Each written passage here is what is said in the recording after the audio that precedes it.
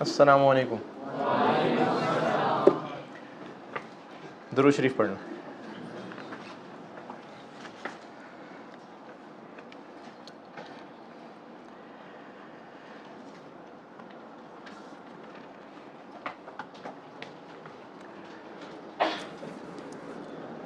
اچھا پہلے دن میں پڑھاتا نہیں ہوں.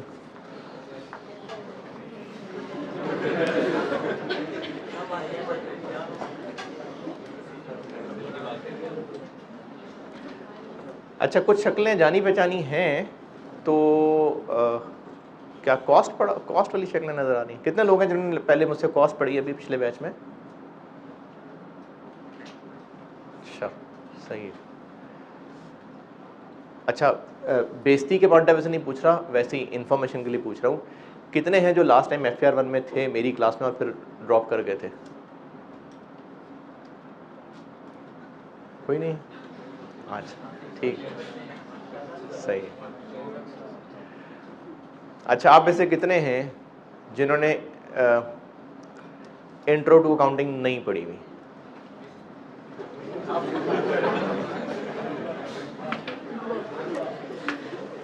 اچھا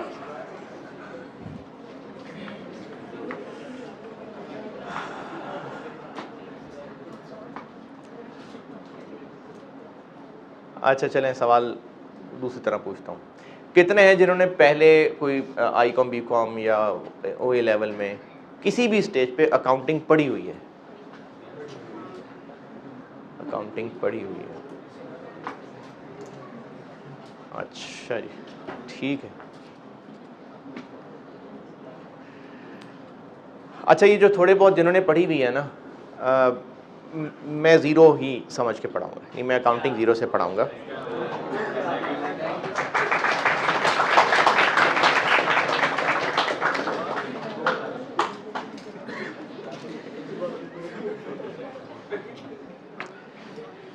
اچھا جی اور سوال. کوئی ایسا جس کا کیف کا کوئی بھی ایک پیپر پاس ہوا ہے؟ پاس نہیں، اوور کانفیڈنس نہیں، واقعی جو رزلٹ پاس ایک. ٹھیک نہیں ہو تو جائے گا، وہ تو سرٹیفکیٹ بھی آ جائیں گے سارے. اور تو جو ہو چکا ہے، جو رزلٹ آ چکا ہوا یعنی آٹم 21 تک کی بات کر رہا ہوں. اچھا ٹھیک. اور آپ میں سے وہ کون لوگ ہیں جو ایف ایس سی کورونا والے پاس ہیں؟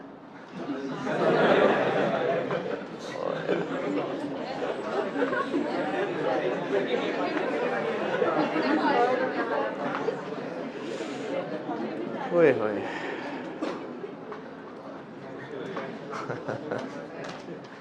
چلیں کوشش کروں گا.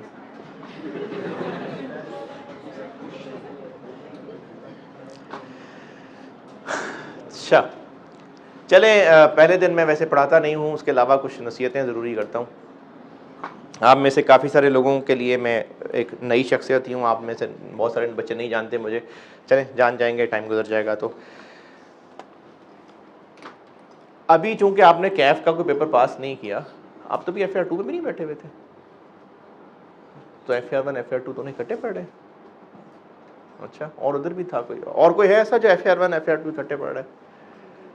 نہیں آپ تو ٹھیک. اور کوئی آپ میں سے کوئی ایسا ہے، ایف آر 1 کی کلاس ہے نا، کوئی ایسا ہے جو ابھی ایف آر 2 بھی پڑھ رہا ہے مجھ سے یا کسی اور سے؟ بے شک صحیح ہے. ابھی کلاس کے بعد ملنا یاد سے کہ کیوں پہلے پڑھی بھی ایف آر 1. اچھا پھر ٹھیک ہے صحیح ہے. اچھا آپ جو ہیں وہ سارے بچے، اچھا مینلی میں نے ویسی ہی باتیں کرنی ہیں، اگر بیٹھ رہے ہیں تو وہی ایف آر 2 والی باتیں کرنی. ہاں تھوڑا بہت تو کروں گا. اچھا ٹھیک ٹھیک، لیکن زیادہ تر ویسی سی باتیں ہوں گی. اچھا جی آپ میں سے چونکہ میں نے یہی ایزیوم کر لیا کہ سب ایسے ہیں جنہوں نے اکاؤنٹنگ نہیں پڑھی ہوئی، تو پڑھانا تو میں نے زیرو سے ہے. اور کیف بھی آپ میں سے ایک دو کے ہی کوئی پیپر پاس ہیں، باقی آپ ٹوٹلی نئے ہیں بچے. جنہوں نے ایف ایس سی کی بھی کوئی خاص مشکلیں نہیں دیکھی زندگی میں؟ دیکھیے نہیں بھائی. اچھا کیا یہ کیا وہ کوئی کورس سبجیکٹس کے پیپر ہوئے تھے کیا؟ کیسے بنا؟ 3 پیپر ہوئے تھے. اچھا یہ میں نے سنا تھا پتہ نہیں میٹرک میں شاید یا ایف ایس سی میں کہ فیل کوئی نہیں ہوگا. یہ افواہیں ہیں یا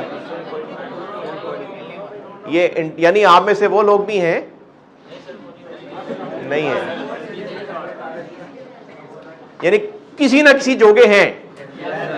ٹھیک ہے. اچھا اب سوال یہ ہے بیٹا کہ ادھر آ جائیے.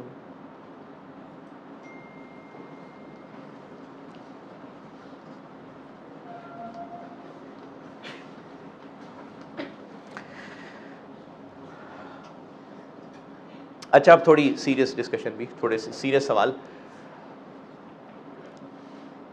آپ میں سے میری اپنی اسیسمنٹ ہے یہ، آپ بے شک اس کو بتا کے نہ بتائیں، آپ اس کو میں اپنی اسیسمنٹ پر شیئر کر رہا ہوں آپ سے. جتنے بچے میرے سامنے بیٹھے ہوئے ہیں میرا گمان یہ ہے کہ ان میں سے کوئی بھی ایسا نہیں ہوگا جو کسی بہت امیر گھرانے سے ہے، اور کوئی بھی ایسا نہیں ہوگا کہ جس کا کوئی فیملی بزنس ہے اور وہ ایسا زبردست سیٹ ہے کہ وہ بزنس آپ کا انتظار کر رہا ہے بس کہ آپ جب چاہیں اس بزنس کو جوائن کر لیں، اور آپ ہی نے ضد کی ہے کہ نہیں ابھی تھوڑا پڑھنا ہے. تو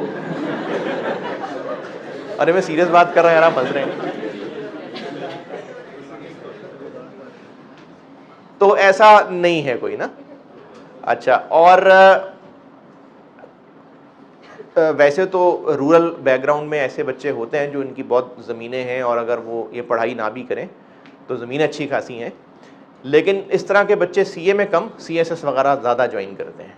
تو سی اے میں جو بچے بیٹھے ہوتے ہیں جو مجھے آپ سامنے بیٹھے نظر آ رہے ہیں، آن لائن والوں میں سے بھی کوئی ہوں گے جو فائنینشلی بہت سٹیبل گھرانوں کے نہیں ہیں، اور آپ میں سے کوئی ایسے گھرانوں کے بھی لوگ ہوں گے جنہوں نے شاید آپ کو نہ بتایا ہو ادھار لے کے بھی فیسیں دی ہوں آپ کی. اور میں نے چونکہ بات شروع ہی یہاں سے کی ہے تو میں نا جب سے پڑھا رہا ہوں میں ہر کلاس کے پہلے دن ایک شعر سنایا کرتا ہوں، اور خاص طور پہ شروع والی کلاسز یعنی ایف اے آر 1 اور جو ابھی بالکل سٹارٹ کر رہے ہوتے ہیں ان کو ضرور میں یہ شعر سناتا ہوں. ویسے تو آگے والی کلاس کو بھی سناتا ہوں. ایف ایس سی میں تھا میں، میرے اردو کے ٹیچر ایف سی کالج میں پڑھ رہا تھا تو میرے اردو کے ٹیچر نے سنایا تھا اور میں نے یہ لکھ لیا تھا، حالانکہ شعر و شاعری پسند نہیں ہے، کچھ سمجھ نہیں آتی، لیکن یہ شعر لکھ لیا تھا اور اپنی ٹیچنگ کے کیریئر میں تقریباً ہر کلاس میں یہ شعر سناتا ہوں. شہر میں آ کر پڑھنے والے بھول گئے، شہر میں آ کر پڑھنے والے بھول گئے، کس کی ماں نے کتنا زیور بیچا تھا. تو آپ جو بچے اس وقت یہاں بیٹھے ہیں نا لاہور میں، اور ویسے تو اتنی فیسز نہیں ہوتی ہیں، سی اے کی شور زیادہ مچاتے ہیں لوگ ایز کمپیئر ٹو باقی یونیورسٹی ایجوکیشن یا کوئی اور گریجویشن. باقی اگر آپ کو یونیورسٹی ایجوکیشن دیکھیں گے تو بہت زیادہ فیسز ہیں، بہت زیادہ ہیں. یہ سی اے کی تو اس کے مقابلے میں ہے ہی کچھ نہیں جتنی گریجویشن کی فیسز ہوتی ہیں. ایون کہ اگر آپ میں سے کوئی پنجاب کالج سے ایف ایس سی کر کے آیا ہے تو اس کی بھی تو مجھے لگتا ہے کوئی لاکھ تک تو وہ بھی چلی جاتی ہے، شاید لاکھ سے اوپر ہی چلی جاتی ہے، 1.25 لاکھ تک. ہاں نہیں ویسے اگر فیس کی بات کریں تو 1.25 لاکھ تک چلی جاتی ہے. لیکن پھر بھی یہ 15-20 ہزار روپے بھی پر پیپر جو ہے وہ کئی لوگوں کے لیے نہیں ہوتی افورڈیبل. تو آپ یہاں بیٹھے ہیں اور آپ کی فیسز آپ کے پیرنٹس نے پے کی ہیں یا جو بھی آپ کے خرچے اٹھانے والے ہیں، کوئی بڑے بہن بھائی ہو سکتے ہیں، کوئی اور چچا ماموں تایا ہو سکتے ہیں. آپ میں سے کوئی ایسے بھی ہو سکتے ہیں جو سنگل پیرنٹ کے پاس ہیں، کوئی والدین میں علیحدگی ہے یا فوت ہو چکے ہیں والد، اور والدہ کچھ کسی طرح مینج کر کے آپ کو پال رہے ہیں. اور ایسے بھی میرے اسٹوڈنٹس میں لوگ رہے ہیں جن کے بڑے بہن بھائی اپنی فیملی کو کسی طرح سے کمپرومائز کروا کے آپ پہ پیسے لگا رہے ہیں کیونکہ والدین نہیں ہیں.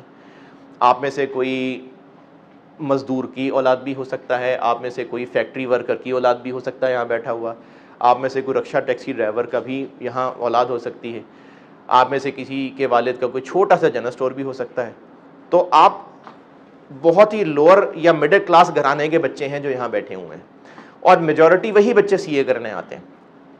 میں بھی ایسے ہی گھرانے سے تھا, اور جب ابا جی ریٹائر ہو گئے تھے, انجینئر تھے ابا جی, اور جب ریٹائر ہو گئے تھے اور اس ریٹائرمنٹ کے جو بچے کچے پیسے گھر کا خرچہ چل رہا تھا, تو میرے سامنے ایک ٹارگٹ رکھ دیا گیا تھا کہ بیٹا اتنے پیسے رہ گئے بس گھر کے خرچے کے, بس اب تم نے جلدی جلدی جو ہے وہ اس قابل بننا ہے کہ گھر چلا سکو. تو آپ میں سے بھی ہر ایک کے گھر کی کوئی نہ کوئی ایسی کہانی ہے. کوئی کسی گاؤں سے آیا ہوگا, کوئی کسی چھوٹے شہر سے آیا ہوگا, کوئی لاہور ہی میں رہتا ہوگا لیکن بہت پسماندہ علاقے میں رہتا ہوگا, اور آپ اپنے گھر والوں کا ایک خواب, ایک امید بن کے آئے ہیں. آپ پڑھائی میں اچھے تھے, اور اچھے تو خیر مناسب ہے, لیکن آپ میں پوٹینشل لگتا تھا آپ کے پیرنٹس کو, تو انہوں نے آپ پہ پیسے خرچ کر کے چانس لیا ہے. دوسرے شہروں سے بھی ہیں.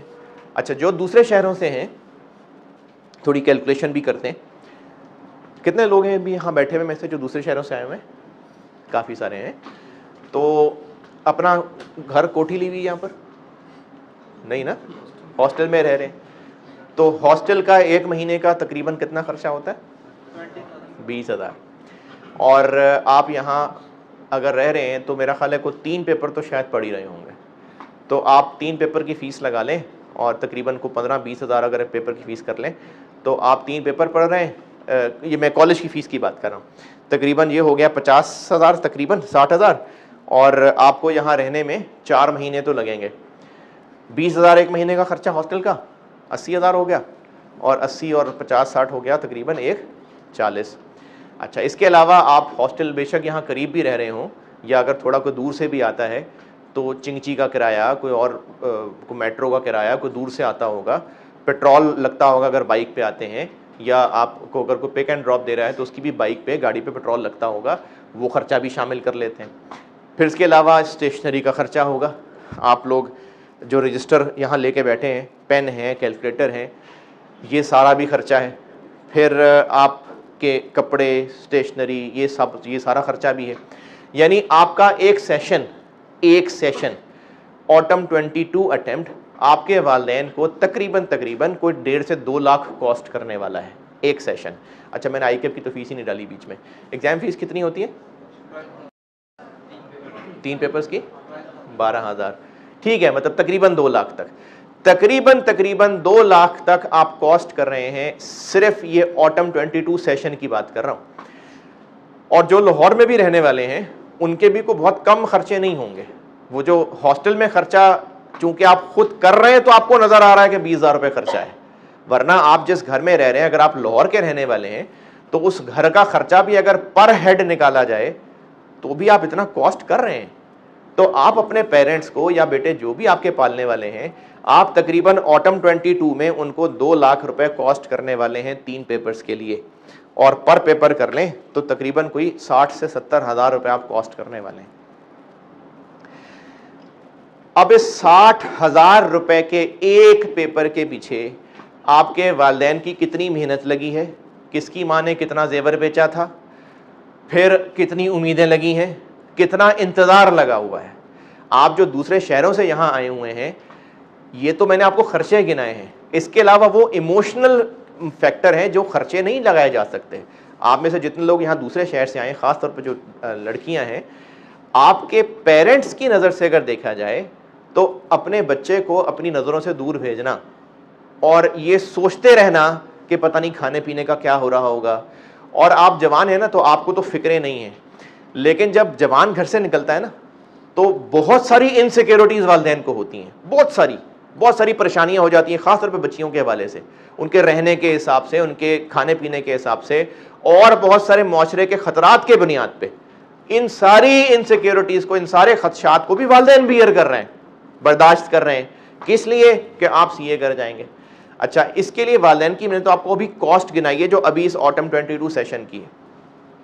آپ کمانے کے قابل کب ہوں گے, ارن کرنے کے قابل کب ہوں گے؟ اچھا, آئی ازیوم کے سارے سی اے پیسہ کمانے کے لیے کر رہے ہیں, ایسا ہی ہے, بالکل ایسا ہی ہے. کیونکہ سی اے ایسی پڑھائی جس میں پڑھائی اگر اچھی محنت سے کر لیں, ٹائم پہ سی اے کر لیں, تو اب تو خیر پوری اکانومی ہی افیکٹڈ ہے, لیکن پھر بھی ریزنیبلی ارننگ ہونی شروع ہو جاتی ہے. تو اور چونکہ پاکستانی قوم کے بچوں کے پاس مین جو ٹول ہے وہ پڑھائی ہے، تو جو محنتی بچہ پڑھنے لکھنے والا ہوتا ہے تو سی اے ایک ایسا کیریئر ہے جس میں اس کی ریزنیبل ارننگ ہو سکتی ہے۔ اب آپ ارننگ کرنے کے قابل کب ہو جائیں گے؟ ابھی آپ ایف اے آر 1 پڑھنے آئے ہیں، کیف میں آپ اگر پاس کرتے بھی جائیں تھرو آؤٹ، فیل ہوئے بغیر، تو سال لگ جائے گا، 1.5 سال۔ آرٹیکلز کتنے عرصے کے؟ 3.5 سال۔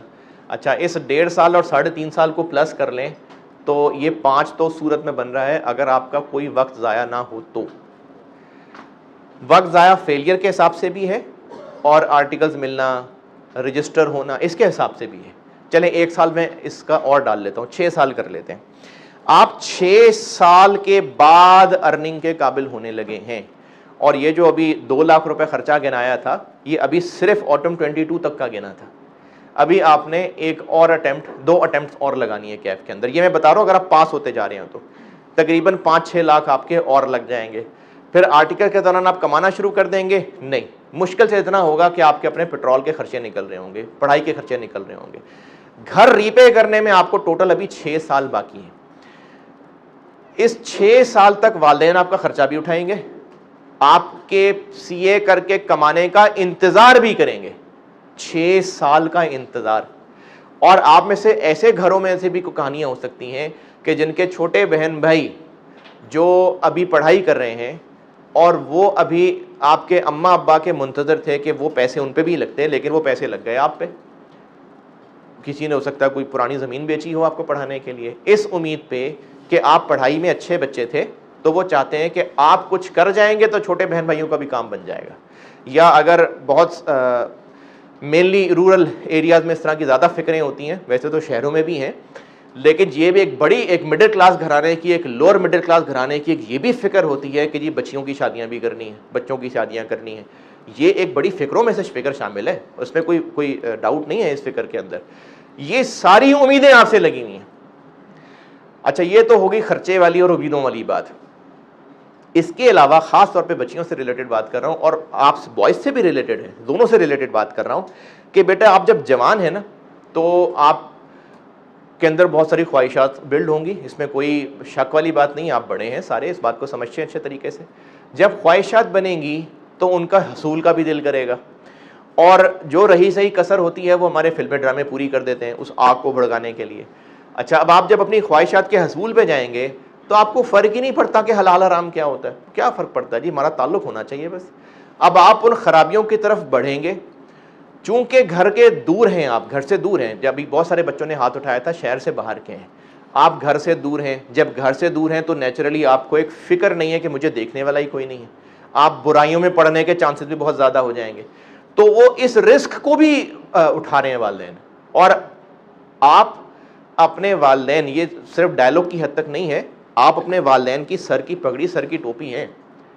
اگر والدین کو یہ بات پہنچ جائے نا، اچھا بے شک جوانی میں وہ جیسے مرضی ہوں، پھر بھی یہ بات جب والدین تک پہنچے گی نا کہ ان کی بیٹی کریکٹر کی خراب ہے، بیٹا کریکٹر کا خراب ہے، یا چلو میں نے زیادہ سخت الفاظ استعمال کر دیے، بیٹی کے بیٹے کے فلانے تعلقات، یہ بیریبل بات نہیں ہے، کوئی بھی غیرت مند والدین کے لیے بیریبل بات نہیں ہے۔ تو بیٹے آپ ان کی عزتوں کے بھی امانت دار بن کے یہاں پر بیٹھے ہوئے ہیں، آپ ان کی امیدوں کے بھی امانت دار بن کے بیٹھے ہیں، ان کے پیسوں کے بھی امانت دار بن کے بیٹھے ہیں، اور وہ جو ان کی عزتیں ہیں جو آپ کے جو ہے داؤ پہ لگی ہوئی ہیں، اس کے امانت دار بن کے آپ بیٹھیں۔ یہ باتیں آپ کو ریلائز کرانا اس لیے ضروری ہے کہ آپ کیوں پڑھیں گے، مطلب آپ کیوں پڑھیں، جوان بچے ہیں، آپ کو کیا مجبوری ہے پڑھنے کی۔ جب تک یہ فکریں آپ اپنے سامنے نہیں رکھیں گے نا بیٹا، پھر آپ سے پڑھا نہیں جائے گا۔ آپ کو جب یہ پتا ہوگا نا کہ میرے والدین کی ہارڈ ارنڈ منی ہے جو یہاں پیسوں پہ لگی ہے، ان کا وقت آپ استعمال کر رہے ہیں، ان کی امیدیں آپ استعمال کر رہے ہیں، جب تک کہ فکر آپ کے اندر الائیو رہے گی تب تک آپ پڑھائی کی فکر کرتے رہیں گے۔ جب آپ کی فکر پیچھے رہ جائے گی، آپ کی جوانی کی خواہشات غالب آ جائیں گی، پھر آپ وہ کریں گے جو آپ کی جوانی آپ سے چاہے گی کہ کریں، پھر آپ وہ کریں گے جو آپ کا دل کر رہا ہوگا، آپ اپنی نفسانی خواہشات پوری کرنے میں ساری ایفرٹس لگا دیں گے۔ تو آپ کو ایک فکر بتانی بڑی ضروری ہے میرے بچوں کہ آپ کے والدین نے آپ پہ پیسہ بھی لگایا ہوا ہے، آپ سے بہت ساری امیدیں لگائی ہوئی ہیں، اور ان کی عزتوں کے آپ امانت دار ہیں اس وقت۔ تو اس بات کو بیٹے بھولنا نہیں ہے آپ نے، اس بات کو آپ نے اگنور نہیں کر دینا۔ جب تک اس بات کو سنبھالے رکھیں گے آپ امید ہے کہ پڑھائی میں اپنے کیریئر کے ساتھ سنجیدہ رہیں گے. جب آپ نے اس بات کو اگنور کر دیا بھائی ٹھیک ہے ان کی زندگی تھی, پیدا انہوں نے کیا, مرضی ہے ان کی, ہماری اپنی زندگی ہے, ہم تو اپنے مزے کریں گے, پھر گئی زندگی آپ کی, اور 3 4 5 سال بعد جا کے اندازہ ہوگا آپ کو کہ آپ نے کتنا وقت ضائع کیا تھا. تو اس لیے پہلے دن یہ بات کرنے کا میرا مقصد یہی ہے کہ شروع میں جھنجھوڑ دیتے ہیں نا, پہلے دن تو کچھ نہ کچھ باتیں یاد رہ جاتی ہیں. تو اس بات کو بیٹے اپنے پلے سے باندھ کے رکھیے کہ آپ اپنے والدین کی امیدوں, ان کے پیسوں, ان کی عزتوں کے امانت دار ہیں. اس امانت میں خیانت نہیں کرنا. دوسری نصیحت, آپ لوگ یہاں پڑھنے آئے ہیں اور مختلف بیک گراؤنڈ سے ہیں. کوئی انگلش اسکول کا پڑھا ہوگا, اردو اسکول کا پڑھا ہوگا, کوئی بہت چھوٹے سے قصبے سے ہوگا, کوئی گاؤں سے ہوگا, کوئی لاہور ہی کے کسی ایسے علاقے سے ہوگا جو بالکل بیکورڈ سا علاقہ ہے. یہ چیزیں ریفلیکٹ کرتی ہیں آپ کے کانفیڈنس میں, یعنی آپ کا کانفیڈنس اپنی ذات سے ریلیٹڈ بھی, بات کرنے سے ریلیٹڈ بھی. آپ کو لگے گا کہ آپ بہت بیکورڈ علاقے سے ہیں, یا آپ کی فیملی جو ہے وہ بہت معاشرے کے اسٹیٹس کے اعتبار سے بہت لوور ہے, آپ کی گرومنگ اچھی نہیں ہوئی, آپ نے جس اسکول سے پڑھا, جس کالج سے پڑھا, آپ کی انگلش اچھی نہیں ہے, آپ کے جو میتھ ہے وہ اچھا نہیں ہے. یہ محرومیاں یا کمیاں جب تک ان کا رونا روتے رہیں گے نا آپ امپروو نہیں کریں گے. ہو گیا جو ہونا تھا, اب اپنے پاس جو اسٹرینتھ ہے اس کو لے کے آگے بڑھیں. اگر آپ نے اس محرومی کو روتے رہنا ہے کہ مجھ سے انگلش نہیں پڑھی جاتی تو زندگی بھر نہیں پڑھ سکتے. اگر آپ نے اس چیز کو لے کے پریشان ہوتے رہنا ہے کہ میرا تو میڈیکل کا بیک گراؤنڈ ہے, مجھے تو 2+2 بھی نہیں سمجھ آتا, پھر آپ کو کبھی نہیں آئے گا زندگی میں. اگر آپ اس چیز کو روتے رہیں گے کہ آپ کے جو, اگین تھوڑی سخت بات ہے لیکن ہو سکتا ہے کوئی ایسا ہو کہ کسی کے والد جو ہے وہ نشے میں ساری زندگی گزار دی, والدہ نے سنبھالا, ہو سکتا ہے آپ میں سے کوئی ایسا بھی بیٹھا ہو سکتا ہے. اگر آپ اس محرومی کو لے کے چلتے رہیں گے تو بیٹا پھر آگے نہیں بڑھو گے. آپ یہاں آ گئے نا, آپ بہتوں سے بہتر ہیں. ہر ایک کو یہاں موقع نہیں مل رہا تھا آنے کا, آپ جن بھی حالات سے گزرے بس یہاں آ گئے ہیں. آپ کے پاس بہت ساری اسٹرینتھس ہیں, بہت ساری خوبیاں آپ کے اندر. اگر انگلش تھوڑی سی خراب ہے تو کیا ہوا, تو اس سے کیا مطلب, انگریزی خراب ہوگی تو کیا قبر میں سوال ہو جائے گا انگریزی کا, کیا ہوتا ہے انگریزی کا سوال اگر خراب ہو جاتی ہے تو کوئی مسئلہ نہیں. آپ سے آئی کیپ کے ایگزامز میں فنکشنل انگلش کا پیپر ہوتا تھا اے ایف سی میں, اور بزنس کمیونیکیشن کا نا, ہاں. اب کیف میں رائٹنگ سکلز کا کیا بنا کچھ ہے پتا, ختم ہو گیا. اچھا تو اس کے بعد کیا آ جائے گا, وہ کیا ہوگا؟ اچھا وہ تو یہ آفس وغیرہ کمپیوٹر کا کورس ہو گیا, کوئی رائٹنگ اسکل ٹائپ چیز نہیں رہی اب کوئی. اچھا تو آپ کے پاس تو بچا ہی کچھ نہیں انگریزی کی محرومی دکھانے کا. تو اگر آپ کی انگریزی اچھی نہیں ہے تو کیف کا کوئی ایسا پیپر نہیں ہے جو آپ کی خراب انگریزی کی وجہ سے فیل کر دیں گے. بس صرف اتنا ہو کہ آپ کی ٹوٹی پھوٹی انگریزی بات اگلے کو سمجھا پائے بس. اسپیلنگ کی غلطی ہے کوئی مسئلہ نہیں, گرامر کا مسئلہ ہے کوئی مسئلہ نہیں, ایز لانگ ایز آپ کی بات پیپر مارکر کو سمجھ آ رہی ہے بہت ہے. تو اس لیے انگریزی کی محرومیاں چھوڑ دیں. پھر جو کمیاں رہتی تھیں, بات یہ ہے کہ آگے بڑھنا ہے کہ نہیں بڑھنا. اگر اس سے پہلے آپ کو یہ مشکل تھی کہ آپ کو سوال یا انگریزی پڑھ کے سمجھ نہیں آتا تھا, تو بس اسی لیول پہ رہنا ہے یا آگے بڑھنا ہے, کوشش کو آگے بڑھانا ہے. اگر پہلے یہ مسئلہ تھا کہ آپ جس اسکول میں پڑھے تھے وہاں پر میتھ کی کوئی اتنی زیادہ پریکٹس نہیں تھی, آپ کی اتنی زیادہ اچھی بیسکس نہیں ہے, تو اسی کو روتے رہنا ہے کہ آگے بڑھنا ہے. تو آپ جو جن چیزوں سے محروم رہ گئے, ہو گیا جو ہونا تھا, بس آگے بڑھو. اب آگے بڑھنا ہے. آپ اگر اب سے آگے بڑھنا چاہیں گے آپ کر لیں گے. اس لیے اگر روتے رہ جائیں گے محرومیوں کو, پھر آپ سے کیف بھی پاس نہیں ہونا. تو جو آگے بڑھنا چاہتے ہیں وہ محنت سے نہیں ڈریں گے, اور جو محرومیوں کو روتے رہنا چاہتے ہیں کہ بس نہیں میں تو کر ہی نہیں سکتا, میرے میں تو یہ خامی ہے, پھر بیٹے وہ ابھی سے لکھ لیں وہ فیل ہیں, وہ نہیں پاس ہونے والے. تو آپ آگے بڑھنا چاہتے ہیں تو آپ بڑھیں گے. یہ محنت مجھے آپ سے چاہیے, یہ جذبہ مجھے آپ سے چاہیے. یہ جذبہ اپنے اندر رکھ لیں گے, ڈٹرمنیشن رکھ لیں گے تو آپ کر سکتے ہیں. کیوں نہیں کر سکتے, کوئی انوکھے لوگ تھوڑی ہوتے ہیں جو کر لیتے ہیں. تو مجھے زندہ لوگ چاہیے اس کلاس کے اندر, حوصلے جوش کے ساتھ کہ کرنا ہے. جاگ رہے ہیں؟ اب رہی بات سبجیکٹ سے ریلیٹڈ کہ میں اس میں کیا کروں اور آپ کیا کریں. چونکہ اکاؤنٹنگ آپ پڑھنے لگے ہیں پہلی دفعہ, جنہوں نے انٹرو ٹو اکاؤنٹنگ اگر پڑھی بھی تھی لاسٹ ٹائم اور FAR1 لاسٹ ٹائم ڈراپ کر دیا تھا تو بغیر ایگزام کے پڑھی تھی تو وہ نہ پڑھے ہونے کے برابر ہے. تو آپ لوگ اکاؤنٹنگ پہلی دفعہ پڑھنے لگے ہیں. اکاؤنٹنگ زیرو سے ہی پڑھانی ہے, آلدو کہ ایک بڑا چیلنج ہوگا. چیلنج اس لیے ہوگا کہ FAR1 اٹ سیلف ایک پیپر ہے, اور جو آپ AFC پاس کر آئے تو آپ کو انہوں نے انٹرو ٹو اکاؤنٹنگ معاف کر دیا. حالانکہ یہ اچھا نہیں ہوا لیکن کر دیا. اب کیا ہے, اب PRC ہوتا ہے, اور PRC میں ایک سبجیکٹ رکھا گیا انٹروڈکشن ٹو اکاؤنٹنگ. تو وہ انہوں نے PRC میں رکھا ہی اس لیے ہے کہ وہ شروع میں ہی پڑھنا بڑا ضروری تھا, تو وہ ایک بہت قیمتی سبجیکٹ ہے. اب آپ نے چونکہ نہیں پڑھا, اور میرے لیے بھی چیلنج ہے, میں نے زیرو سے پڑھانا ہے, تو آپ کو بھی میرے بچوں محنت تھوڑی زیادہ کرنی پڑے گی. میں پڑھاؤں گا زیرو سے ہی, میں بالکل زیرو سے ہی پڑھاؤں گا, لیکن ٹائم کم ہونے کی وجہ سے آپ کو اپنی ایفرٹ بڑھانی پڑے گی. میں زیرو سے ہی پڑھاؤں گا, میں اکاؤنٹنگ ایسے ہی سکھاؤں گا جیسے آپ نے اکاؤنٹنگ پہلے نہیں پڑھی ہوئی, آپ کو نہیں آتی, اور فیکٹ بھی یہی, آپ نے نہیں پڑھی, 5-6 لوگوں نے تو پڑھی اور انہوں نے بھی جیسی پڑھی ہوگی بھول بھال گئے ہوں گے. تو میں نے پڑھانی زیرو سے ہی ہے, میں زیرو سے ہی پڑھاؤں گا. آپ کی صرف مجھے ایفرٹ چاہیے. اور یہ شروع کی نصیحتیں, یہ شروع میں جھنجھوڑنا اسی لیے تھا کہ آپ پہلے دن ہی اس ٹون کو سیٹ کر لیں کہ آپ کے ذہن میں آپ کے والدین یا جو بھی آپ کے پالنے والے ہیں ان سے ہمدردی آپ کے پاس ہر وقت موجود رہے, کہ انہوں نے آپ پہ پیسہ لگایا ہوا ہے, ان کی امیدیں لگی ہوئی ہیں, آپ کی محنت میں کمی نہیں رہنی چاہیے. کاسٹ پڑ رہی ہے بہت زیادہ آپ کے اوپر, محنت میں کمی نہیں رہنی چاہیے. میری طرف سے ایفرٹ وعدہ ہے, میں انشاءاللہ اپنی طرف سے پوری ایفرٹ کروں گا. ٹیچنگ میں آیا ہاں ذاتی طور پہ تھا, لیکن رکا شوقیہ ہوں, نیت سے, ارادتاً. چونکہ آپ پہلی دفعہ مجھ سے کوئی پیپر پڑھ رہے ہیں, یہ 2-3 لوگ تھے جنہوں نے کاسٹ پڑھی ہے, آپ کا میرا ایکسپیرینس پہلا ہی ہے. میں اگلی کچھ کلاسز میں آپ کو آئیڈیا ہو جائے گا, آہستہ آہستہ ہوتا رہے گا کہ میں کیا ارادہ ہے میرا ٹیچنگ میں, نوجوانوں سے میں کیا چاہتا ہوں. آہستہ آہستہ آئیڈیا ہونا شروع ہو جائے گا, کچھ میرے حلیے سے بھی آئیڈیا ہو رہا ہوگا آپ کو. لیکن میں ارادے سے, شوق سے پڑھاتا ہوں, خلوص سے پڑھاتا ہوں, محبت سے پڑھاتا ہوں. یقیناً میرے بچے مجھے زیادہ پیارے ہیں, آپ اتنے نہیں ہیں, لیکن پھر بھی آپ کے ساتھ خلوص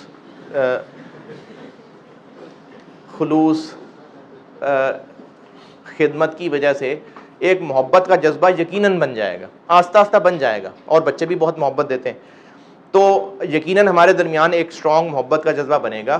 لیکن یہ ضروری اس لیے ہے کہ اگر بانڈنگ اسٹرانگ ہوگی تو ڈیٹا ٹرانسفر ہوگا, کنیکشن اسٹرانگ ہوگا تو ڈیٹا ٹرانسفر ہوگا. میری طرف سے خلوص, محنت وعدہ ہے, آپ کی طرف سے بھی مجھے پرفارمنس چاہیے. آپ کی طرف سے محنت, پرفارمنس, خلوص, نیت, کوشش, یہ سب ہوگی تو بیٹے اچھا رزلٹ نکلے گا کلاس کا. اگر آپ کی طرف سے محنت نہیں ہوگی, سستی رہے گی, تو پھر کمی رہ جائے گی. دیکھو جب دونوں سائڈ سے بانڈ اسٹرانگ ہوگا نا, تو ہی میری جو کوششیں ہیں وہ آپ کو فائدہ پہنچا پائیں گی. اگر آپ آرام سے بیٹھے رہیں گے, آپ میں سے اگر کوئی جاتا ہو, کوئی جم شم کبھی زندگی میں ایکسرسائز کی ہو, تو کبھی کو گیا جم شم؟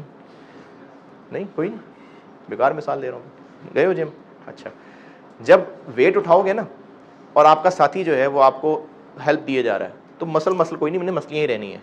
جب زور پڑے گا مسل پہ تو مسلز بننے ہیں. آپ لوگ جب اپنے دماغ کے اوپر زور ڈالیں گے, ایفرٹ کریں گے, تو بیٹا دماغ کے مسل اسٹیبلش ہوں گے. اگر آپ اس چیز کا انتظار کرتے رہیں گے کہ سر ہی ہمارے رجسٹر پہ لکھیں, آ کے سر ہی ہمیں ایک ایک لفظ پڑھ کے بتائیں, پیپر میں بھی سر ہی آ جائیں تو اچھا ہے, نہ بھی آئیں تو کم از کم سامنے بیٹھ کے فون پہ بتا دیں, پھر ایسے پیپر پاس نہیں ہوگا بیٹے. آپ کو ایفرٹ کرنی پڑے گی. تو میری طرف سے پہلے ہی دن خلوص کے ساتھ بیسٹ ایفرٹ کا وعدہ ہے. یہی میں آپ سے بھی چاہتا ہوں.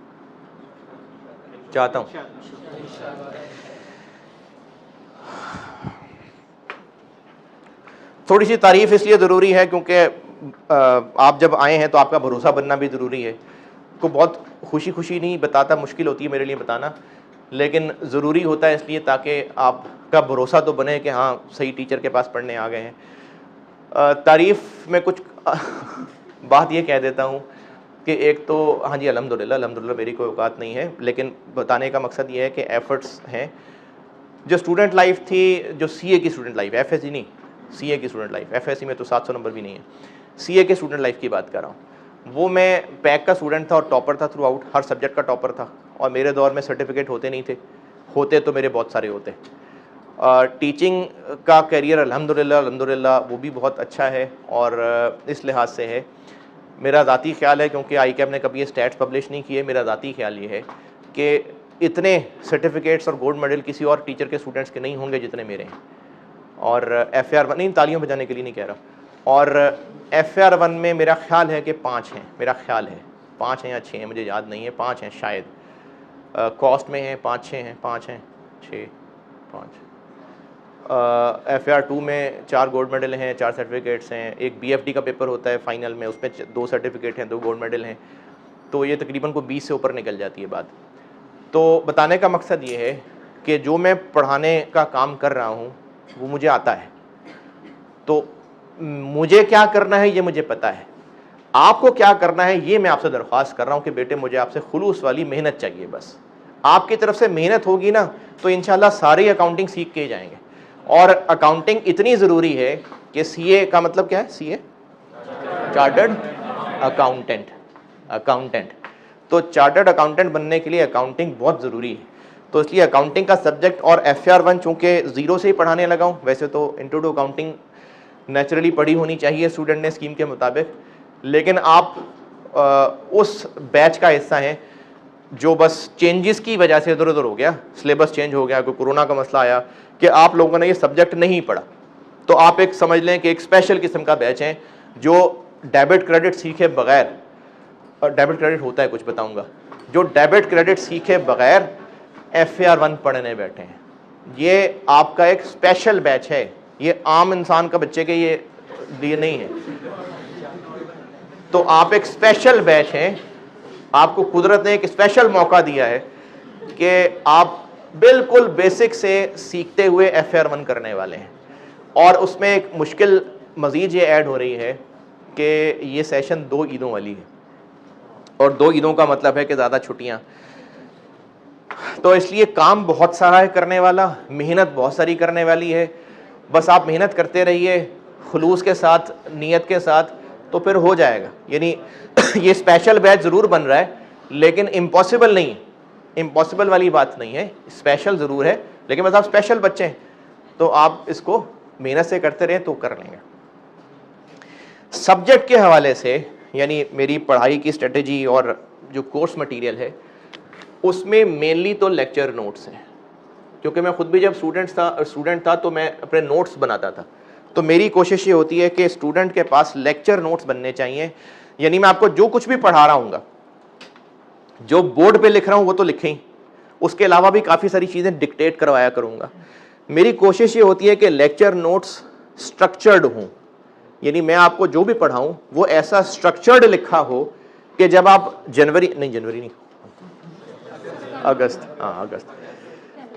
جولائی اگست جب آپ اگست میں فائنل تیاری کرنے بیٹھیں، یا اگر آپ کو ویسے ہی مئی جون جولائی میں شوق ہو جائے ریویژن کرنے کا اور دوبارہ پڑھنے بیٹھیں، تو آپ کے لیکچر نوٹس اس طرح کے سٹرکچرڈ بنے ہوں کہ آپ جب وہ نوٹس پڑھیں تو سارا کچھ ریکال ہو جائے. تو میری کوشش ہوتی ہے کہ لیکچر نوٹس اچھے بنے ہوں. آپ نے اس کو بنانا بھی ہے، یعنی آپ اس کے لیے پراپر رجسٹر رکھیے. یہ نہ ہو کہ پچھلے سیشن کے جو بچے کچھ رجسٹر ہیں، کوئی 10 پیجز ایک میں باقی تھے، 15 ایک میں باقی تھے، تو چلو وہ تو ختم کریں نا. آپ پراپر رجسٹر بنائیں، اور کوئی بہت بوجھ نہیں ہوتا ہے رجسٹر کا. آپ اگر اس کو اٹھا کے دیکھیں گے نا، کوئی بہت بھاری چیز نہیں ہے، آپ اس کو لا سکتے ہیں آرام سے. تو رجسٹر بنائیے، سیپریٹ رجسٹر رکھیے. ویسے تو ہر سبجیکٹ کا سیپریٹ رجسٹر رکھیے. آپ میں سے کافی سارے بچے بھی میرے پاس کاسٹ میں بھی ہوں گے. اچھا، کاسٹ میں تھوڑی بدل بھی لوں گا باتیں، ابھی تو ایک ہی بچہ تھا نا، کاسٹ میں تھوڑی سی چینج کر لوں گا باتیں. ابھی آپ میں سے کافی سارے بچے اگلی کلاس میں کاسٹ میں بھی ہوں گے میرے پاس. تو آپ سیپریٹ رجسٹر رکھیے، کاسٹ کا الگ، ایف اے آر 1 کا الگ. کوئی ٹیکس پڑھ رہے ہیں تو ٹیکس کا الگ رکھیے، لا پڑھ رہے ہیں تو لا کا الگ رکھیے، لیکن رجسٹر میرے بچے الگ الگ رکھیے. اور لیکچر نوٹس میرا فوکس ہوگا بنوانے کا. اچھا، ان میں ہوگا کیا؟ ایک تو جو گائیڈ کر رہا ہوں گا سب لکھا ہوگا، لکھواؤں گا، آپ لکھ رہے ہوں گے. دوسرا، کئی ایسے چھوٹے چھوٹے ٹاپکس، کانسیپٹس ہوں گے جو مجھے ضروری لگیں گے کہ ان کے لیے سوال کراؤں تو سمجھ آئے گی بات. تو وہ چھوٹے چھوٹے سوال جو نئے نئے تازے بنا رہا ہوں گا وہ بھی آپ اسی میں لکھ رہے ہوں گے. یعنی پڑھائی کے لیے آپ کے پاس یہ ایک مکمل چیز ہوگی، لیکچر نوٹس. اس کے علاوہ میں نے رائز کی ایف اے آر 1 کی بک نہیں دیکھی ہوئی، میں پہلے بھی اس سے کوئی خاص ریفر نہیں کر رہا ہوتا. آپ اگر رائس کی FAR1 کی بک لینا چاہیں تو وہ آپ کا اپنا ڈیسیجن ہے. میں کیا کرتا ہوں, میں یہ کرتا ہوں کہ میں نے نا پاسٹ پیپرز کے اپنے نوٹس کمپائل کیے ہیں, اور کچھ ٹاپکس آپ کے پہلے FAR2 میں ہوا کرتے تھے تو وہ FAR2 والے پاسٹ پیپرز ہیں, لیکن ان میں سے کچھ آؤٹ آف سلیبس چیزیں میں نے کانٹ چھانٹ کے آپ کے لیول کی چیزیں بنائی ہوئی ہیں. تو میں جو پریکٹس کرا رہا ہوتا ہوں وہ پاسٹ پیپرز ہیں جو میں اپنے خود ہی کانٹ چھانٹ کر کے بنائے ہوئے ہیں, جو میں کاپیئر کے پاس رکھوا دیا کروں گا. اور ایک اور کام اگر آپ کرنا چاہیں کہ جن کو ہارڈ کاپی نہیں چاہیے تو وہ بوائز میں سے کوئی انیشیٹ کر کے بوائز کا اپنا واٹس ایپ گروپ بنا لینا, اور آپ گرلز میں سے کوئی انیشیٹ کر کے اپنا گرلز کا گروپ بنا لینا. وہ صرف ڈاکومنٹ شیئرنگ کے لیے ہوگا, اس میں سوال کا جواب نہیں دے رہا ہوں گا, وہ آپ سے لائیو پوچھیں سامنے. اور وہ جو آن لائن والے بچے مجھے سن رہے ہیں, آپ کے تو بیٹا کورس میں ایک کاغذ رکھ ہی دیا کروں گا, اور آپ کا تو آفیشیل واٹس ایپ گروپ ہوگا ہی. آپ لوگوں کی بات کر رہا ہوں, کاپیئر کے پاس رکھوا دیا کروں گا, چاہے تو کاپی لے لیں, اور اگر آپ کاپی نہیں سافٹ کاپی رکھنا چاہیں یا اور کسی کے پاس پرنٹنگ کی فیسلٹی ہو اور وہ ویل کرنا چاہے تو کر لے. اگر آپ کرنا چاہیں تو واٹس ایپ کا گروپ بنا لینا, میں اس میں ایک کاغذ رکھ دیا کروں گا. تو لیکچر نوٹس جو آپ کے رجسٹر میں ہوں گے, پاسٹ پیپرز, اور اگر کوئی چاہے تو میں ڈسکریج بالکل نہیں کر رہا, آپ رائس کی بک لے لیں, بالکل لیں, اس میں بھی انہوں نے پاسٹ پیپرز ہی ڈالے ہوں گے. لیکن اور اس میں کیا کیا کچھ ہوگا, کتنی بڑی بک ہوگی پتہ نہیں, وہ میں نے لکھی ہے نہ میں نے دیکھا ہے اس کو, وہ یہ آپ کی اپنی مرضی ہے. میں کم از کم یہ ریکوائر کر رہا ہوں گا, یہ بیٹے آپ کی مرضی ہے, اگر آپ یہ کرنا چاہیں تو. میں ریکوائر نہیں کر رہا, آپ کی مرضی ہے, ٹوٹلی آپ کا ڈیسیجن ہے. میری نظر میں لیکچر نوٹس پاسٹ پیپرز بہت ہیں. اس کے علاوہ آئی کیپ کی بک تو اب آپ کو نہیں ملتی ہوگی, سافٹ میں ہوگی, وہ آپ ڈاؤن لوڈ کر لیجئے. اور جن لوگوں کو ہو مسئلہ کہ نہیں ہمیں سافٹ نہیں ہارڈ چاہیے, تو آئی کیپ کی بک سے میں MCQs ضرور لیا کروں گا. لاسٹ ٹائم میں نے یہ کیا تھا کہ میں یہی نا ادھر پروجیکٹر کے اوپر وہ MCQs کھول لیتا تھا اور وہیں کلاس میں ہی سالو کر لیتے تھے. ابھی بھی میں یہی کروں گا, لیکن پھر بھی اگر آپ کو ہارڈ کاپی چاہیے ہو تو یہ بھی کاپیئر کے پاس رکھوا دیا کروں گا. آئی کیپ کی بک میں سے جو MCQs ہیں ان کی بات کر رہا ہوں. لیکچر نوٹس رجسٹر کے, پاسٹ پیپرز یہ میں ہر چیپٹر کے کمپائل کر کے کاپیئر پہ رکھ دیا کروں گا, یا واٹس ایپ گروپ اگر آپ نے بنایا ہو تو. اور آئی کیپ کے MCQs یہ بھی میں کاپیئر کے پاس بھی رکھوا دیا کروں گا, اور ہم لوگ ویسے یہاں پروجیکٹر کے اوپر وہ ڈسکس بھی کر رہے ہوا کریں گے. آئی کیپ نے اس دفعہ IFRS بھی لے جانا الاؤ کر دی ہیں FAR1 والوں کو, لیکن you people are to young for this, تو اس لیے ہیں نہیں FAR2 بہت عرصے سے اوپن بک ہے. FAR2 والے بھی نہیں اس کو اتنا لفٹ کرا رہے ہوتے, تو آپ تو بہت ننھے منھے سے بچے ہیں. پھر بھی اگر کوئی کرنا چاہے تو وہ میں الگ سے گائیڈ کر دوں گا کہ IFRS لینے چاہیے کہ نہیں لینے چاہیے, ادروائز آپ بہت چھوٹے ہیں ابھی IFRS کے لیے. تو یہ ٹوٹل مٹیریل ہے جو آپ کے پاس ہونا چاہیے. یہ میں بتا رہا ہوں, یہ آپ نے لینی ہو تو لے لیں, مرضی آپ کی. ہوں گے تو اس میں پاسٹ پیپرز ہی ہوں گے, لیکن میں نے دیکھے نہیں ہیں. مٹیریل سے ریلیٹڈ آپ نے کچھ پوچھنا ہے تو پوچھیں. اچھا, رجسٹر بنانا نا تو سستی کے مارے مت بننا. دیکھیں اکاؤنٹنگ کا سبجیکٹ بہت امپورٹنٹ ہے, اور اس لیے بھی آپ اسپیشل بچے ہیں کہ آپ زیرو سے اکاؤنٹنگ پڑھنے لگے ہیں. آپ کو ڈیبٹ کریڈٹ بھی میں نے سکھانا ہے, اور پھر FAR1 پہ بھی لے کے آنا ہے. تو اس لیے لیکچر نوٹس بہت میرے بیٹے ضروری ہیں آپ کے لیے. آئی کیپ کی جو بک ہے نا وہ اچھی لکھی ہوئی ہوتی ہیں کتابیں. اگر کسی کو شوق ہو پڑھنے کا کہ جی میں نے کوئی کتاب بھی پڑھنی ہے, تو آئی کیپ کی بک پڑھ لے, مرضی ہے, کسی نے پڑھنا ہو تو پڑھ لے. اس میں کچھ چیزیں, کچھ زیادہ نہیں, کچھ ایسی ہوں گی جو میں آپ کو کہوں گا کہ ان کو یاد کرنا ہے, MCQs میں کام آئیں گی, وہ پھر میں آئی کیپ کی بک سے بتا دیا کروں گا. اس کے علاوہ کوئی بچے ہوتے ہیں ان کو پڑھنے کا شوق ہوتا ہے کہ کتاب پڑھنی ہے, تو آئی کیپ کی بک پڑھنا چاہیں تو پڑھ لیں, اچھی لکھی ہوئی کتاب ہے.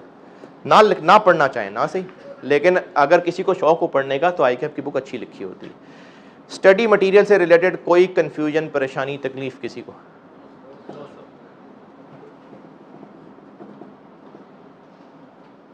اچھا ٹھیک ہے جی. نہیں ان کے سولوشن وغیرہ, ہاں بالکل نہیں, آپ کہہ رہے ہیں ان کا سولوشن اس میں ہوگا. اچھا, اس پہ بعد میں کروں گا بات, لیکن چلیں ابھی پہلی کلاس کی کچھ باتیں یاد رہ جاتی ہیں, اس لیے ابھی کر لیتا ہوں. سوال پوچھا ایک اسٹوڈنٹ نے آن لائن والے کے لیے, سوال یہ پوچھا ہے کہ جو میں کلاس میں پریکٹس کرا رہا وہ کروں گا. اچھا پریکٹس دو طرح کی ہے, ایک وہ ہے جو میں نے خود ہی سوال بنائے ہوں گے کانسیپٹ سمجھانے کے لیے, وہ تو آپ کو زبانی ہی لکھوا رہا ہوں گا. ایک وہ ہیں جو پاس پیپرز کے ہیں, جو آپ کے پاس نوٹس ہوں گے, تو ان میں پھر سولوشنز بھی ساتھ ہی ہوں گے.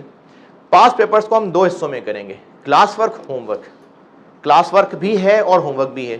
کلاس ورک وہ ہے جو میں کر رہا ہوں بورڈ پہ, تو اب کیا اسٹوڈنٹ کو وہ جو بورڈ پہ ہونے والا سوال ہے وہ بھی لکھنا ہوگا یا صرف دیکھنا ہوگا؟ تو لکھنا ہوگا, کیونکہ آپ جب تک لکھیں گے نہیں نا سوال, ہاتھ سے گزرے گا نہیں. آپ 500 سوال حل ہوتے ہوئے دیکھ لیں, لکھیں کوئی بھی نہ, آپ سے پیپر میں لکھا ہی نہیں جائے گا, کیونکہ آپ نے دیکھنے کی پریکٹس کی ہوگی, لکھنے کی تو پریکٹس ہی نہیں کی ہوگی. جب آپ لکھتے ہیں نا سوال, تو سوال کی سپیس مینیج کرنا, پیج پہ کس طرح ورکنگ آنی ہے, اس کی بھی پریکٹس ہوتی ہے. یہ نظر نہیں آ رہی ہے تو اس کی پریکٹس ہوتی ہے. ابھی تو خیر آپ نے پیپرز کوئی نہیں دیے آئی کیپ کے, لیکن نہیں ایف ایس سی میں تو اتنا مسئلہ نہیں آتا. بہرحال آپ کو آئی کیپ کے ابھی کچھ پیپر تو شاید کسی نے دیے ہی ہوں, اور آگے بھی پیپر دینے والے ہیں. لاء کا پیپر دیا ہے. ہاں, ایک مشکل بڑی کامن ہے آئی کیپ کے اسٹوڈنٹس میں کہ پیپر کا ٹائم مینیج نہیں ہوتا, کہ پیپر پورا نہیں ہوتا. اور اس کی ایک وجہ یہ ہوتی ہے کہ آپ نے کبھی لکھنے کی پریکٹس ہی نہیں کی ہوتی.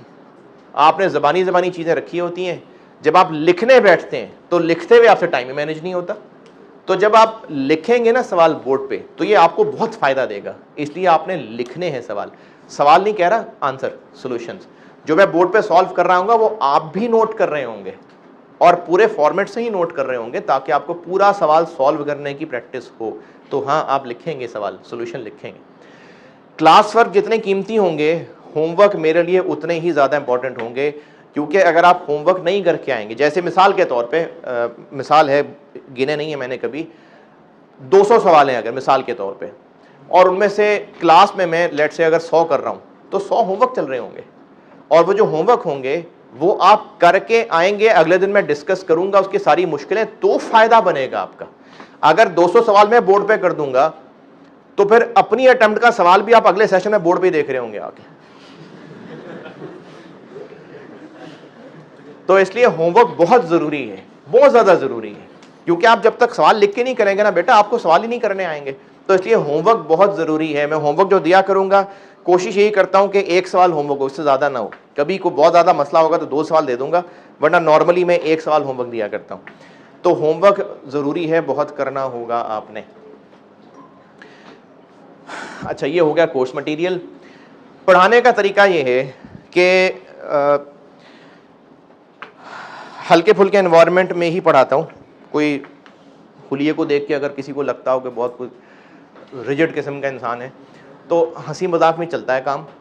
ہاں وہ ہنسی مذاق موقع کے حساب سے ہوتے ہیں, مطلب نہ میں کوئی جھکتے سوچ کے آتا ہوں نہ آپ سوچ کے آئیں, وہ موقع کے حساب سے ہی, وہ کلاس کے حساب سے ہوگا. لیکن ہلکے پھلکے انوائرمنٹ میں اور اخلاق سے گری ہوئی جگتوں میں فرق ہے. تو اس لیے آپ کو میں یہی کوشش کروں گا, آپ کو بھی کہہ رہا ہوں کہ آپ کلاس کی ایک ٹون پہلے دیکھ لینا. بعض اوقات بچے ہوتے ہیں وہ مذاق کرتے ہیں تو پھر وہ ان کو لیول کا اندازہ نہیں ہو پاتا, وہ پھر بہت گرنا شروع ہو جاتے ہیں. تو خراب ماحول نہیں کرنا مجھے کلاس کا, مجھے کلاس کا ماحول خراب نہیں چاہیے. ہلکے پھلکے ماحول میں پڑھیں گے ہم لوگ, ہنستے کھیلتے ہی پڑھیں گے. سمجھانے کا طریقہ میرا تھوڑا سوالیہ انداز میں ہے. میں کوشش یہ کرتا ہوں کہ آپ کے اندر سے اکاؤنٹنگ نکلے, مطلب میں جو سکھا رہا ہوں وہ آپ ہی کے اندر سے, آپ کو ایسی سچویشن کریٹ کر دوں کہ آپ جو اس کا جواب دیں وہی کانسیپٹ ہو. میں وہاں تک گھماتے گھماتے آپ کو وہاں لے جاؤں کہ اب جو آپ جواب دینے لگے ہیں وہی اصل میں جواب ہے. میرا یہ طریقہ پڑھانے کا, سکھانے کا. تو میں کانسیپٹ سمجھاتا ہوں. مجھے پڑھانے کا شوق بھی اسی لیے کہ کسی کو سمجھ آ جائے میری وجہ سے تو خوشی کی بات ہے. تو میں نے سکھانا ہے, کانسیپٹ سمجھانا ہے. کچھ باتیں ایسی ہو سکتی ہیں جو آپ کو اس وقت سمجھ نہ آئیں, اور میں کہوں کہ بس ابھی آپ صبر کریں, صرف ابھی بس آپ تھوڑا ٹائم گزاریں, آگے بہتری ہو جائے گی, اس پہ صبر کر لینا. اس کے علاوہ جو سمجھنا ہے آپ ضرور پوچھیں, پوچھتے ہوئے شرمانا نہیں ہے, گھبرانا نہیں ہے آپ نے.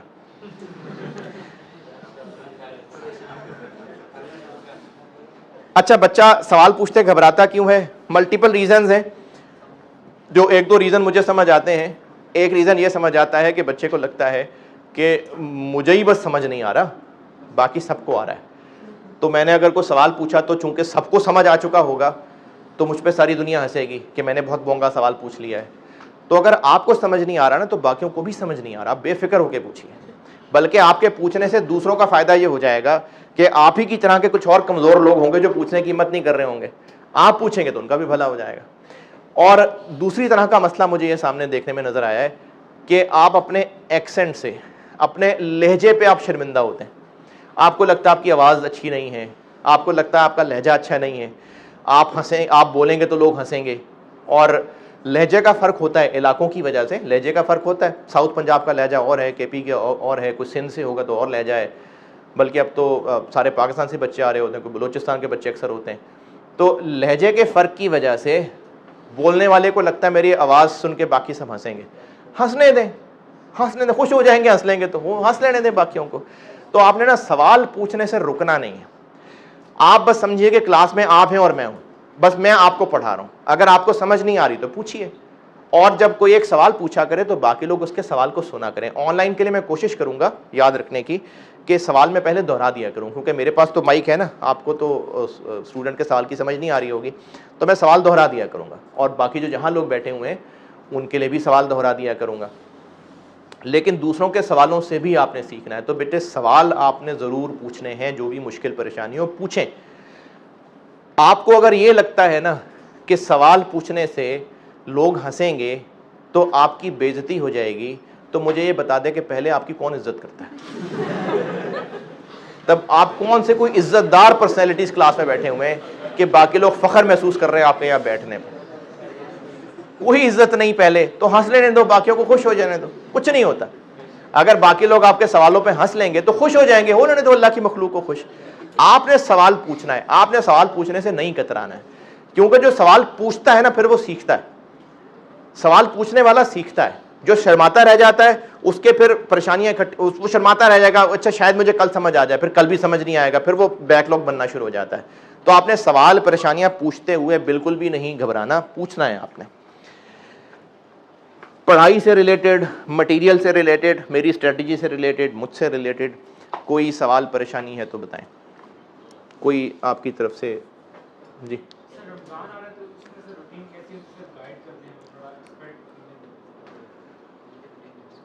کہ آپ پڑھائی کے لیے اس پہ کیا کریں گے, ابھی ہفتہ ہے نا, ابھی انشاءاللہ کریں گے بات اس پہ, ابھی کریں گے اس پہ بات. اس کا ٹائم ٹیبل ایک بار اچھا بن جائے نا تو. اور کوئی سوال نہیں. 2005.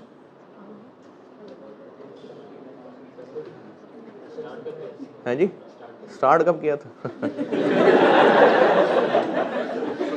99 فرسٹ ود ان آرٹیکلس کیا, 6 سال کا ہوتا تھا میرے دور میں. ہاں جی, اور کوئی سوال؟ کیا جی؟ I F R S, international financial reporting standards. ہم نے اسٹینڈرڈس پڑھنے ہیں, وہ پڑھاؤں گا تو بتاؤں گا کیا اسٹینڈرڈس کیا ہوتے ہیں پڑھنے. I F R S, I A S, I F R S پڑھیں گے انشاءاللہ. جی اور سوال کوئی مشکل پریشانی؟ جی بالکل نہیں ملے گی, بالکل نہیں. اچھا یہ جو یہاں بیٹھے ہوئے لوگ ہیں, اگر ان کے دل میں ذرا سے بھی یہ کچھ شک ہے کہ اگر ان کے لیکچر مس ہو جائیں تو ان کو ریکارڈنگ مل جائے گی, بالکل نہیں ملے گی, بالکل نہیں ملے گی. ہے جی, یہ ایکسیس ہونی چاہیے, نہیں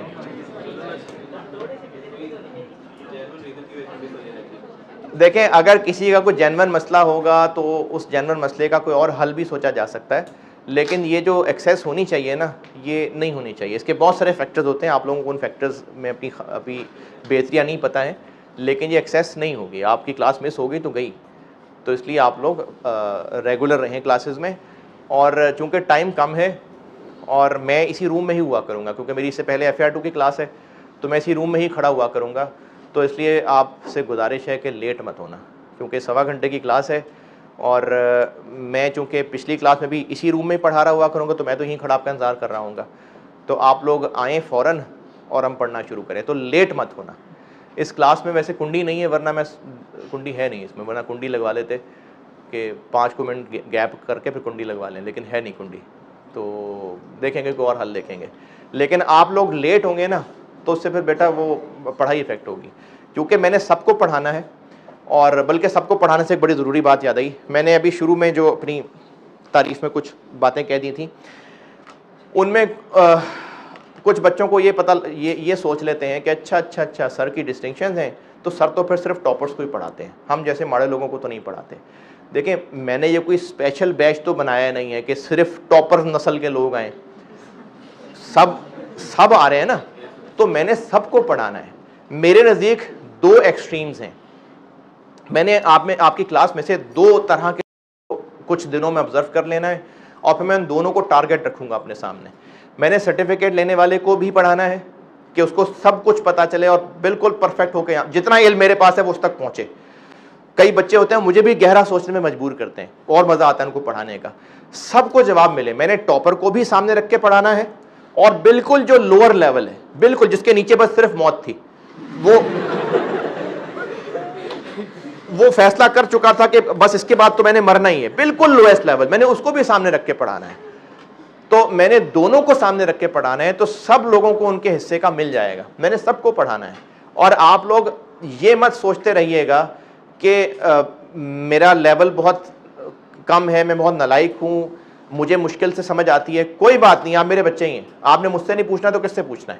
تو اس لیے آپ میں سے جتنے بھی لوگ یہاں کلاس جو یہاں بیٹھے ہوئے ہیں, سب کے لیے میں استاد ہوں اور سب کو سکھانے کے لیے یہاں پر آیا ہوں. تو اس لیے یہ مت سوچتے رہیے گا کہ ٹاپر کو سر کا لیول ٹاپر والا ہے. نہیں, میرا سب کا لیول ہے, میں نے سب کو پڑھانا ہے, میں نے سب کو ان کے لیول پہ آ کے ہی پڑھانا ہے. ہاں کبھی کبھار ہوتا یہ ہے کہ کوئی اسٹوڈنٹ میرے ایکسپیرینس سے بھی نیچے لیول کا ہوتا ہے, تو پھر اس کے سوالوں سے مجھے پتا چلے گا کہ مجھے اور کتنا نیچے اترنا ہے, پھر میں اس کے مطابق ایڈجسٹ کر جاؤں گا. لیکن آپ کے جب تک بیٹا پوری سپورٹ نہیں ہوگی نا, میں آپ کو جب تک پورا جان نہیں پاؤں گا, پھر میں آپ سب کو کیسے سیٹسفائی کر پاؤں گا. تو اس لیے آپ سب لوگوں سے بار بار گزارش کر رہا ہوں کہ آپ نے محنت اور سوال پوچھنے میں کمی نہیں رکھنی. جی, اور ابھی ان باتوں کے بعد کسی کو اور سوال آ گیا ہو؟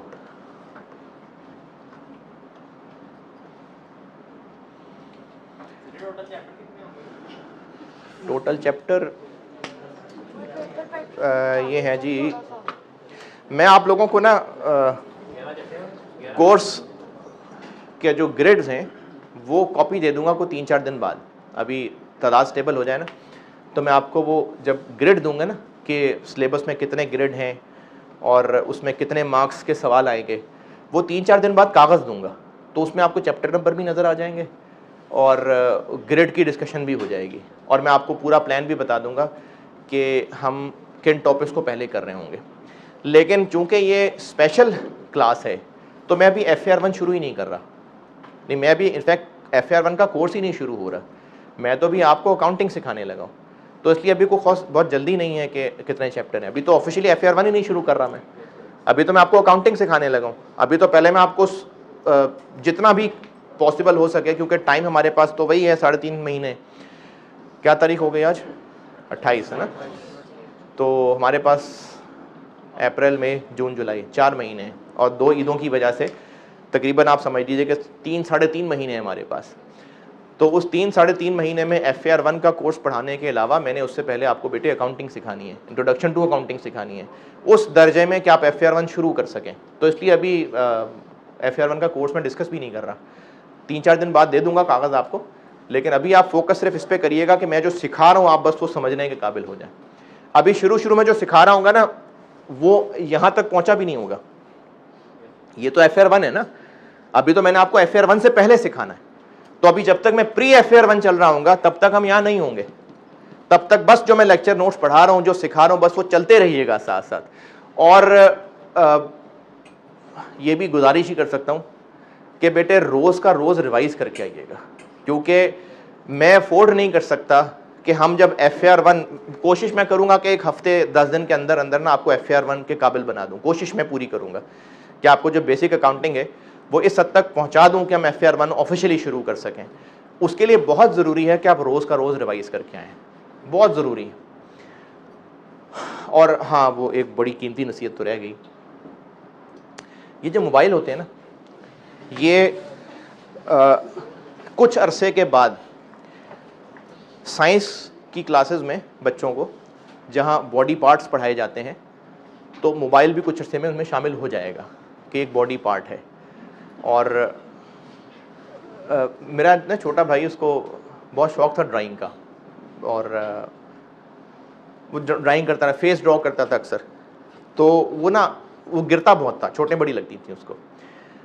گومڑا پتہ ہے کیا ہوتا ہے؟ گومڑا, یہ جب بچہ گرتا ہے نا کوئی, تو تھوڑا سا ادھر پھول جاتا ہے, خاص طور پہ جو سخت والی جگہ ہے, یہ ہڈی ہے, یہ سوجن ہو جاتی ہے, گومڑا کہتے ہیں اس کو. ہیں گومڑا, گومڑا ہے, تھوپڑا تو چہرے کو کہتے ہیں نا. اچھا بہرحال وہ اس طرح سے نا پھول جاتا تھا. تو وہ اتنا گرتا تھا کہ اس کے چہرے پہ ہر وقت گمڑا رہتا تھا. تو وہ اس کو شوق تھا ڈرائنگ کرنے کا, ڈرائنگ اس کی اچھی بہت. تو وہ جب بھی کسی انسان کا چہرہ بناتا تھا, اس پہ گمڑا بھی بناتا تھا, کیونکہ اس کو لگتا تھا باڈی پارٹ. تو یہ جو موبائل ہے نا, یہ باڈی پارٹ ہے, کیونکہ ہمارے پاس ہر وقت ہے, اور یہ ملٹی فنکشن ہے اس کے. اس کو اگر اپنے جسم سے الگ کریں گے تو سانس اکھڑنی شروع ہو جاتی ہے, نیند کا مسئلہ آ جاتا ہے, اور دل کی دھڑکنیں اس پہ ڈیپینڈ کرتی ہیں. تو چونکہ یہ اتنا کرٹیکل باڈی پارٹ ہے, تو یہ تو میں امید نہیں کروں گا کہ آپ جب کلاس میں بیٹھے ہوں تو آپ کے پاس موبائل نہ ہو. یہ تو میں ایک ان ریئلسٹک امید نہیں رکھوں گا. لیکن صرف گزارش یہ کر سکتا ہوں کہ آپ سائلنٹ اور وائبریشن بھی آف, وائبریشن بھی نہیں. کیونکہ اس 1-1.25 گھنٹے کی کلاس کے اندر نہ آپ سے پیوٹن نے مشورہ کرنا ہے کہ بتاؤ ابھی فوجوں کو یوکرین میں آگے بڑھائیں گے نہ بڑھائیں گے, نہ آپ سے پی ڈی ایم والے پوچھ کے چل رہے ہیں. آپ کی ایسی کوئی دنیا میں اہمیت نہیں ہے کہ پوری دنیا کی پالیٹکس رکی پڑی ہے کہ آپ جواب دیں گے, ہاں کریں گے تو بات آگے بڑھے گی. تو اگر آپ 1-1.25 گھنٹہ دنیا سے آؤٹ بھی ہو جائیں گے نا, تو کوئی کمی نہیں آئے گی دنیا کے اندر, کوئی مسئلہ نہیں ہوگا. تو آپ کوشش کریں کہ آپ موبائل کو اپنے پاکٹ میں رکھیں, سامنے نہ رکھیں. کیونکہ جب سامنے رکھتے ہیں نا, اور وائبریشن آف کر کے, کیونکہ جب وائبریشن ہو جائے گی تو پھر آپ ادھر ادھر سب باتیں چھوڑ کے آپ پہلی فرصت میں دیکھیں گے کیوں ہوا وائبریٹ. پھر آپ دیکھیں گے موبائل میں ایسا کیا تھا, کوئی نوٹیفیکیشن آیا ہوگا, اور جب نہیں ہے نوٹیفیکیشن آئے گا تو پھر آپ کو پھر فکر ہوگی کہ کیوں نہیں آیا نوٹیفیکیشن. تو آپ کا دھیان موبائل پہ اتنا لگ جائے گا نا, پھر میری طرف دھیان نہیں رہے گا. تو اس لیے موبائل کو بیگ میں, جیب میں جتنا دور رکھیں گے اتنا ہی ٹیچر سے کنیکٹڈ رہیں گے. جتنا موبائل سے کنیکٹڈ رہیں گے اتنا ٹیچر سے ڈسکنیکٹ ہو جائیں گے. تو گزارش ہی کر سکتا ہوں مودبانہ کہ موبائل کو جتنا بھی پاسبل ہو کلاس میں نہ یوز کریں. اور اگر آپ کو یہ لگتا ہے کہ اس موبائل سے آپ کیلکولیٹر کا استعمال کرتے ہیں اس لیے مجبوری ہے, تو آپ موبائل والا کیلکولیٹر مت کریے استعمال. پیپر میں تھوڑی یہ لے کے جانا ہے, جو پیپر میں کیلکولیٹر لے کے جانا ہے وہ کیلکولیٹر رکھیے. موبائل کو ایز اے کیلکولیٹر مت یوز کریے. اگر آپ نے اس میں کتابیں ڈاؤن لوڈ کر کے رکھی ہوئی ہیں, پھر بھی میں کلاس میں تو کہہ نہیں رہا کتاب پڑھنے کو, کلاس میں تو میں رجسٹر چاہیے آپ کا, تو موبائل کا استعمال آپ اوائڈ کریے گا تو کنیکشن بن سکے گا. ورنہ اگر موبائل سے کنیکشن رہے گا تو میرا آپ کا کنیکشن جو ہے نا وہ اسٹرانگ نہیں رہ سکے گا. اور اوور دا پیریڈ آپ کو ہو جائے گا اندازہ میرے ساتھ ساتھ چلنے سے. میں کوشش پوری کرتا ہوں, میرے زندگی کے آبجیکٹیوز میں سے ہے, اللہ تعالیٰ کے ساتھ کیے ہوئے وعدوں میں سے ہے کہ اسٹوڈنٹس میں نا کوشش کروں گا کہ آپ کے اندر جو بہتریاں لا سکوں دین کے حوالے سے, یا تو وہ بھی ساتھ ساتھ انشاءاللہ چلے گا. پڑھاؤں گا آپ کو, اکاؤنٹنگ ہی اکاؤنٹنگ پڑھاؤں گا, لیکن کوشش پوری ہوگی کہ جب آپ اس 4 مہینے کا اینڈ سیشن جائیں تو آپ کے اندر بہت ساری پازیٹیو چیزیں ایڈ ہو چکی ہوں. اور جو لوگ میرے بارے میں جانتے ہیں, میں اکثر بیان وغیرہ بھی رکھ لیتا ہوتا ہوں, اور ابھی میرا ارادہ ہے کہ اسی ہفتے میں کوشش کروں گا, میں چاہتا ہوں کہ رمضان سے پہلے ایک ٹاک ہو جائے, تو اس کے لیے میں کوشش کروں گا, پھر آپ لوگوں کو بتا دوں گا کہ کس ٹائم میں کر رہا ہوں. باقی انشاءاللہ میری طرف سے خلوص کے ساتھ محنت کا وعدہ ہے, آپ لوگوں سے بھی مجھے یہی سب چاہیے بدلے میں. کل سے انشاءاللہ پڑھائی سے شروع کرتے ہیں, اور کوشش کریے کہ آپ ٹائم پہ ہی آئیں. کہ جی اللہ حافظ.